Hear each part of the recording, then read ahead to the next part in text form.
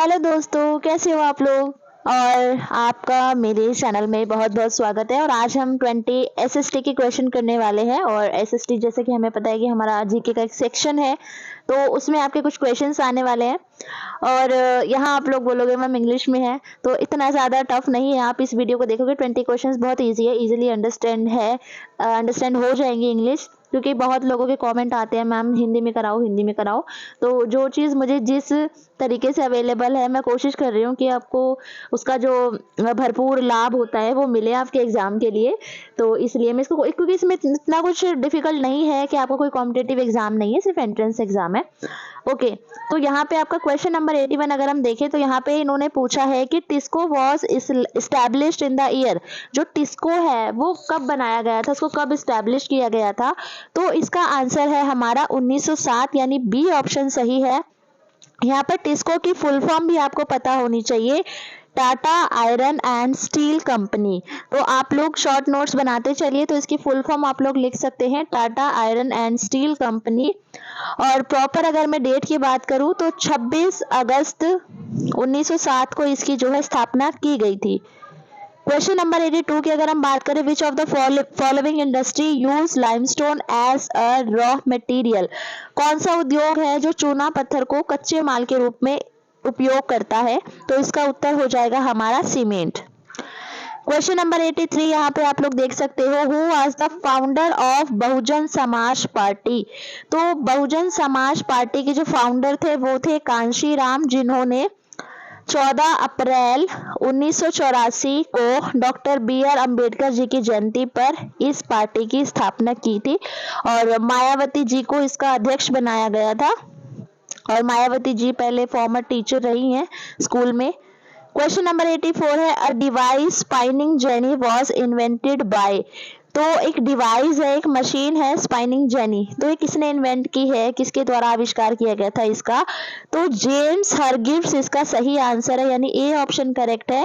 और ये 1764 में बनाई गई थी, इन्वेंट की गई थी। और इस मशीन के द्वारा जो कटाई प्रक्रिया है, काटने की प्रक्रिया है, कटाई प्रक्रिया है, कटाई नॉट कटाई, ठीक है, जैसे सूत काटते हैं हम लोग, तो उसकी जो प्रक्रिया है उसको तेज कर दिया था। और इससे क्या हुआ था कि जो श्रम की मांग है उसमें कमी आई थी, ठीक है। देन क्वेश्चन नंबर 85 है, GDP is total value of. GDP किसका टोटल वैल्यू है, इनका जो मतलब मूल्य टोटल किस चीज का मूल्य है ये। तो all final goods and services, ठीक है, सभी अंतिम वस्तुओं और सेवाओं का जो मूल्य है, तो वो हमारा क्या कहलाता है, जीडीपी कहलाता है, ठीक है। और अभी आप लोग मुझे कमेंट करेंगे जीडीपी की फुल फॉर्म। प्लीज यार कमेंट किया करो, मतलब थोड़ा सा तो मतलब एफर्ट आई नो कि आप लोगों को मतलब पता नहीं, मतलब मैं हर वीडियो में बोलती हूँ कि प्लीज यार कमेंट किया करो, थोड़ा अच्छा लगता है मुझे भी। हाँ, मतलब आप लोग इंटरेस्ट ले रहे हो और इस तरीके से। ठीक है, आपकी मर्जी है, मतलब जैसे आपको ठीक लगे। मैं बस रिक्वेस्ट करती हूँ कि आप लोग मुझे कमेंट कीजिए, क्योंकि मैं क्वेश्चंस भी बीच में छोड़ती हूँ, बीच बीच में कुछ कुछ क्वेश्चंस के आप लोग कमेंट करके उनका जवाब दीजिए, मुझे कोई जवाब ही नहीं देता है।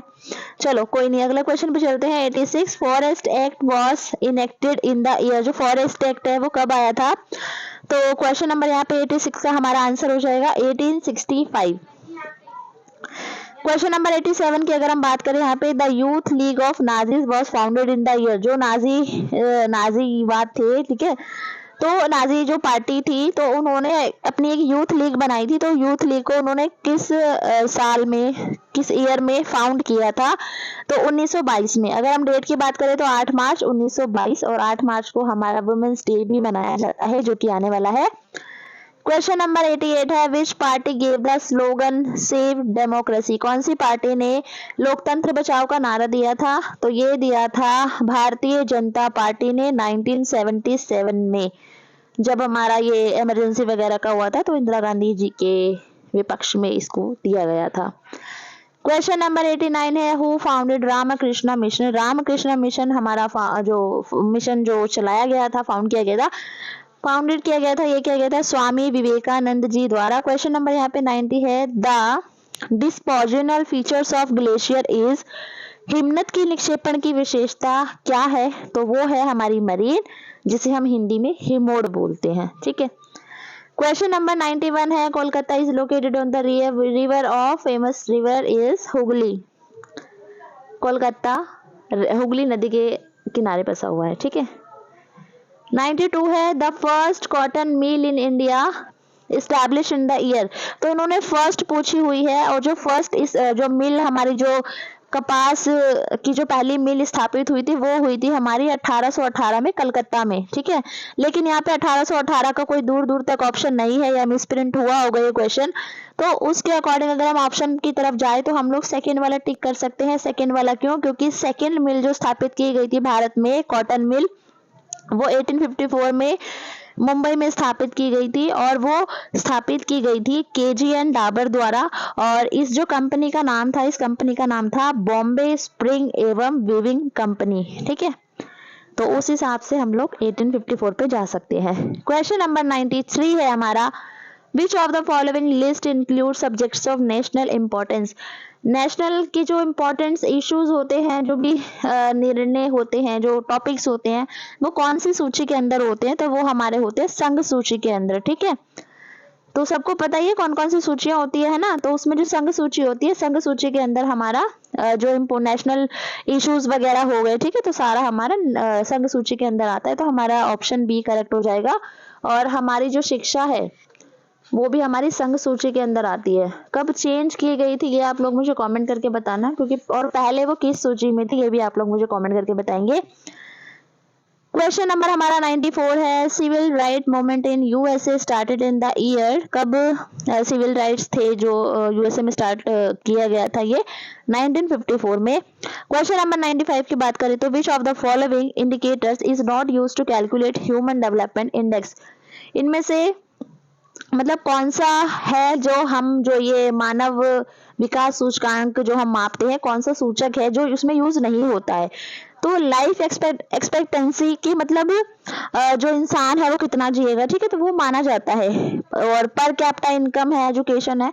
सोशल इनइक्वालिटी नहीं है यहाँ पे, ठीक है। सो जो हमारी सामाजिक असमानता होती है वो एक कोई क्राइटेरिया नहीं है नापने का मानव विकास सूचकांक का, ठीक है।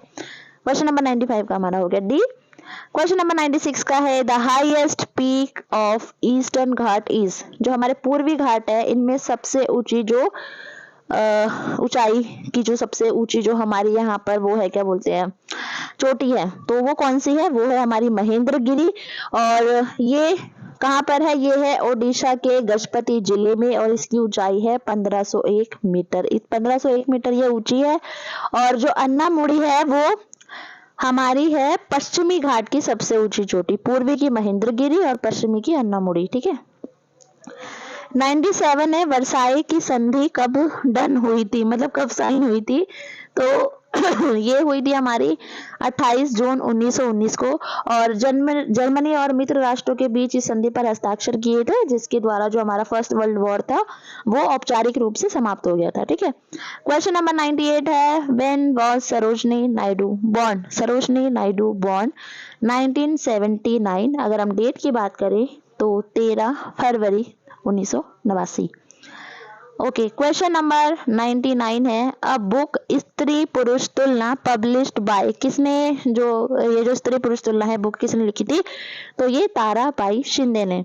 आज का हमारा लास्ट क्वेश्चन है, question number 100, which of the following is the most important layer of atmosphere.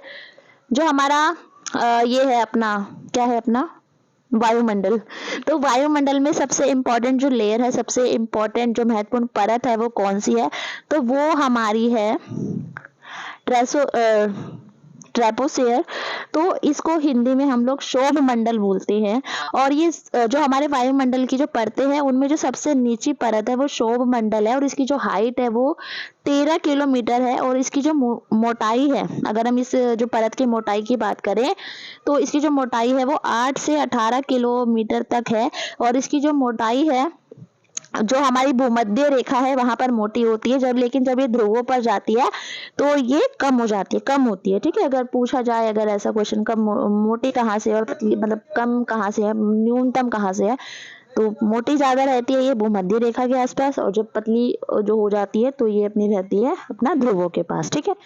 तो ये हमारे 100 क्वेश्चन थे। कमेंट करके जरूर बताना आपको वीडियो कैसी लगी। Thank you.